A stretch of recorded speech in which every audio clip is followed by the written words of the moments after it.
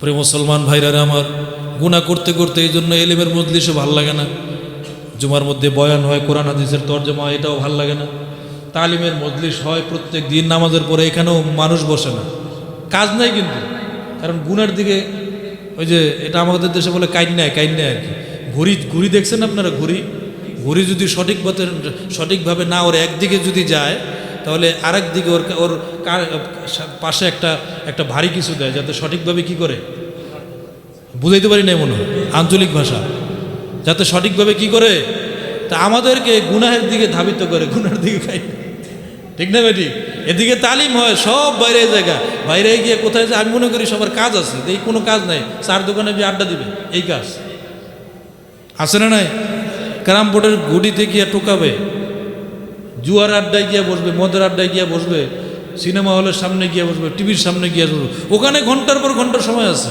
এই গুনাহ যে হচ্ছে এই ব্যাপারে তার কোনো মাথা ব্যথা নাই, চিন্তাও নাই, তার দেমাগেও কাজ করে না যে এই কাজটা করতেছে এটা গুনাহ। অথচ মুসল্লি দাঁড়িয়ে আছে, হাজী সাহেব নামাজ পড়ে, যে গুনাহ করতেছে কথার মাধ্যমে, পরিবেশের মাধ্যমে, ইবাদতটা জায়গাটা এরকম, পরিবেশটা এরকম, যে গুনাহের পরিবেশ, এটা যে গুনাহের পরিবেশ, কথায় কাজে চোখে মুখে অঙ্গ প্রত্যঙ্গ দিয়ে গুনাহ হচ্ছে, এটা তার দেমাগেই নাই, তার বিবেকেই নাই, তার চিন্তায় ধরে না। অথচ 10টা মিনিট তালিমে বসে হাদিসের কথা শুনবে, দরসে বসবে, এই সময়টা তার ধৈর্যও রাখা যায় না। আপনার পিছন দিয়ে টান দিল হয় না, পাঞ্জাবি ছিঁড়ে দৌড় দেয়, আছে না নাই? এই হল অবস্থা। এরকম মরণ দশা আমাদের অধপতন। মনে করতেছি নামাজ পড়তেছি, বাস শেষ। নামাজ যদি আমাদের নামাজের মতো হইতো, তাহলে এই নামাজই আমাদের সমস্ত গুনার পরিবেশ থেকে বাঁচে, ঠিক না ঠিক?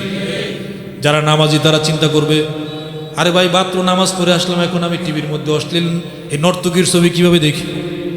নামাজ পড়ে আসলাম মাত্র, কিভাবে ক্যারাম বোর্ডের গুডি আমি ধরি? নামাজ পড়ে আসলাম কিভাবে চার দোকানে বসে বসে গীবত করি?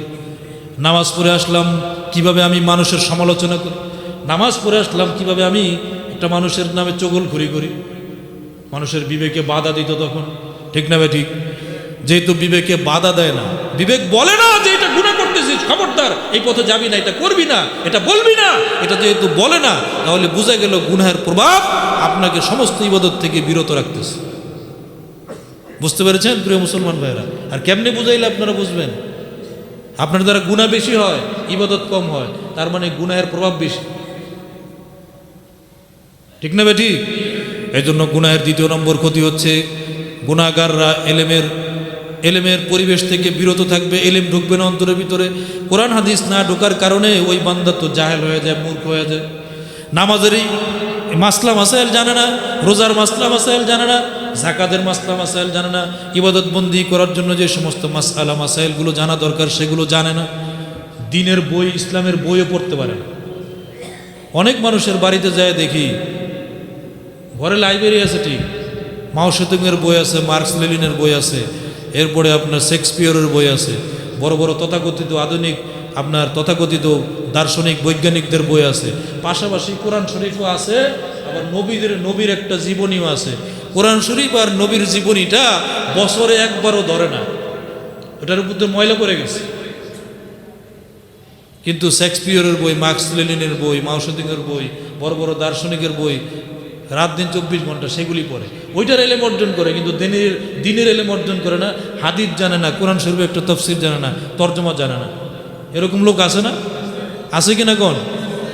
আর ওই সমস্ত তথাকথিত বৈজ্ঞানিকদের কথায় বিশ্বাস করে, কোরআন হাদিসে কি বলছে এটা বিশ্বাস করে না। কারণ বিশ্বাস করবে কেমনে? কোরআন হাদিসের জ্ঞান নাই তো। এটা হচ্ছে গুনাহের প্রভাব। আপনি গুনাহ করেন বিদায় কোরআন হাদিসের এলেম অর্জন করা থেকে আপনাকে শয়তান ফিরিয়ে রাখে। আর আগের জমানার মানুষ কেমন ছিল? ইমাম শাফি রহমতুল্লাহ আলাইহির নাম তো শুনেছেন আপনারা, শাফি মাযহাবের প্রধান ইমাম। ইলম অর্জন করেছে কিভাবে তার ছোট্ট একটা জীবনে শোনাই। তার একজন উস্তাদ ছিলেন ইমাম মুহাম্মদ রহমতুল্লাহ আলাইহি। ইমাম মুহাম্মদ রহমতুল্লাহ আলাইহি এক জায়গায় ক্লাস করতেন, দরস দিতেন। পাশের এক এলাকার লোকেরা এসে বলল, হুজুর আমাদেরকে একটু পড়ায়েন, আমাদের একটু সময় দেন, আমাদের ওখানে একটু ক্লাস করেন, আপনার কাছ থেকে আমরা কিছু হাদিস শুনতে চাই। ইমাম মুহাম্মদ রহমতুল্লাহ আলাইহি বলেন, আমার তো সময় নাই, বিভিন্ন জায়গায় ক্লাস করতে হয়, দরস দিতে হয়, হাদিসের তালিম করতে হয়, তোমাদেরকে সময় দেওয়ার মতো সময় আমার নাই। তোমাদেরকে হাদিসের তালিম দেওয়ার মতো সময় আমার নাই, আমি ওখানে যেতে পারবো না। লোকজন তার কাছে আরজু পেশ করলো, আপনার তো আমি আপনাদের জন্য আমরা আপনার জন্য একটা বাহনের ব্যবস্থা করে দিব, আপনি বাহনে উঠে আমাদের এলাকায় যাবেন, কিছুক্ষণ হাদিসের তালিম দিবেন। এই কথা বলার পর ইমাম মুহাম্মদ রহমতুল্লাহ আলী রাজি হয়ে গেছে, ঠিক আছে আমি যাব। যখন ইমাম শাফি রহমতুল্লাহ আলী বুঝতে পারলেন যে ইমাম মুহাম্মদ রহমতুল্লাহ আলী অমুক জায়গায় গিয়ে হাদিসের তালিম দিবেন, ইমাম শাফি রহমতুল্লাহ আলীর সাথে সাথে ইমাম মুহাম্মদ রহমতুল্লাহ আলীর কাছে চলে আসছে, বলে হুজুর আমি তো আপনার ছাত্র। বলে হ্যাঁ, তুমি তো আমার ক্লাসে বসো সব সময়, আমি আপনার কাছে একটু পড়তে চাই। বলে তুমি তো ক্লাসে বসো, ক্লাসে পড়ো, তাহলে আবার পড়তে চাও কিভাবে? বলে আমি আর একটু সময় বেশি পড়তে চাই, আর একটু বেশি এলেম অর্জন করতে চাই, আর একটু বেশি এলেমের পিছনে সময় দিতে চাই। সুবহানাল্লাহ পড়েন। তারা এত বড় হয়েছে এইভাবে না, এলেমের পিছনে এলেম অর্জনের পিছনে সময় দিয়ে দিয়েই বড় হয়েছে। বলছে কিভাবে তোমাকে আরেকটু সময় বেশি দেবো? সময়টা বেশি দিবেন এভাবে, আপনি যখন আপনার বাসা থেকে ওই এলাকায় যাওয়ার সময় যানবাহনে যে যাবেন না, যানবাহনে যখন উটের পিঠে উঠে যখন ওই এলাকায় যাবেন, যাওয়ার সময় চলন্ত অবস্থায় যখন উটের পিঠে থাকবেন, তখন উটের সাথে সাথে আমি হাঁটবো, আর চলন্ত অবস্থায় আমাকে 2-4টা হাদিস যা শিখাইতে পারেন ওই সময়টা দিয়েও হলেও আমি আপনার কাছ থেকে এলেমের তালিম নেব। সুবহানাল্লাহ পড়া।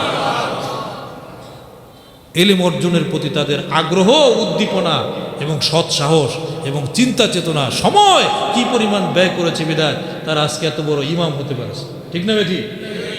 আমরাও তো সেই রক্ত মাংসে করা মানুষ। তারাও যেমন 10 মাস 10 দিন মায়ের পেটে ছিল, তারাও যেমন মায়ের পেট থেকে জন্মগ্রহণ করেছে, আজকে এত বড় ইমাম হয়েছে, মাযহাবের ইমাম।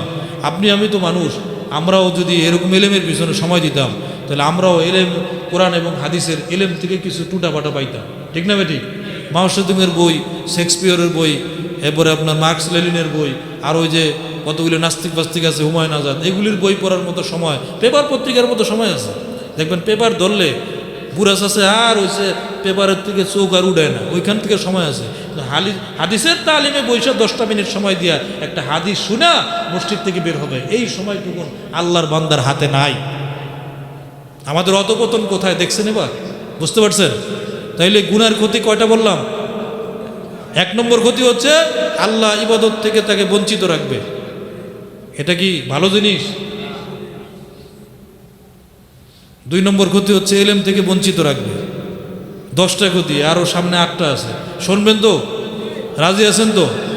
শুনে কি করবেন? ফালাই দিয়ে যাবেন, কবেন হুজুর আমনের ওয়াজ আমনের আবার আওয়ালত দিয়ে গেলাম। মসজিদ থেকে মসজিদের দেওয়ালের বাইরে গেলে আমনের ওয়াজ আমনেই রাখেন, আমার কাম আমরা করি। এই অবস্থায় তো দেখতেছি। মসজিদে বসে শোনে, খুব মনোযোগ দিয়ে শোনে, বাইরে গেলে যেই সেই বিচার মানে তাল গাছ কি বুঝেন নাই? আর কেমনে বুঝাম আপনাদেরকে? মনে থাকবো তো? গুনাহের ক্ষতি কয়টা বললাম আজকে? 1 নম্বর কি? আল্লাহ ইবাদত থেকে কি করে? বঞ্চিত রাখে। 2 নম্বর এলেম থেকে, দিনের জ্ঞান থেকে বঞ্চিত রাখে। এগুলি কি ভালো জিনিস? খারাপ জিনিস না? অতএব এই খারাপ জিনিস থেকে বিরত থাকা, খারাপ জিনিস থেকে বেঁচে থাকা আমাদের ইমানি দায়িত্ব, ইমানি দায়িত্ব, ইমানি দায়িত্ব। আল্লাহ পাক রব্বুল আলামিন বোঝার তৌফিক দান করুক, মানারও তৌফিক দান করুক। সকলে পড়েন আমিন। যখন অন্তরের মধ্যে আপনি বাধা ঢুকাবেন, আস্তে আস্তে গুনাহের কালিমা যখন ঢুকাবেন, তখন কোরআন হাদিসের এলেম এমনি সরে যাবে। কোরআন হাদিসের এলেম ভদ্রলোকের মতো, আর গুনাহ হচ্ছে দুষ্ট লোকের মতো। আইসা অন্তর নষ্ট করে ফেলবে, দিল নষ্ট করে ফেলবে, দেমাগ নষ্ট করে ফেলবে। ভালো মানুষ খারাপ মানুষে পরিণত হবে। এজন্য যারা গুনাহ করে তারা এলেম থেকেও বঞ্চিত হয়। দেখবেন যারা গুনাহগার, কোনো না কোনোভাবে গোপনে করুক, প্রকাশ্যে করুক, যেভাবেই করুক, গুনাহগার যারা, ওদের কাছে তাফসিরের মজলিস ভাল লাগে না। জুমার মজলিসে বসে ঘুমায়, আছে না নাই? এই যে জুমার বয়ানে বসে কি করে? ঘুমায়। হুজুরে কি কয় না কয় ভাল লাগে না, কোনোরকম সময়টা কাটাই আর কি। নামাজ পড়তে আইছি, নামাজ না পড়লে বউরাতে মাইটের খাইতে হইব, ছেলেমেয়েরাতে গালিগালাজ শুনতে হইব, নামাজটা না পড়লে খারাপ দেখা যায় আর কি। অনেকে কয় নামাজ না পড়লে কি দেখা যায়? কি দেখা যায়? খারাপ দেখা যায়। নামাজ না পড়লে বলে খারাপ দেখা যায়। আশ্চর্য লাগে, বড় আশ্চর্য লাগে। মানে এই সমাজের সমালোচনা থেকে বাঁচার জন্য, হ্যাঁ, পরিবারের সমালোচনা থেকে বাঁচার জন্য নামাজ পড়ে, আল্লাহরে খুশি করার জন্য। আছে না নাই? না আপনাদের মধ্যে নাই এরকম? সবাই আল্লাহর ভয়ে আসেন, আলহামদুলিল্লাহ।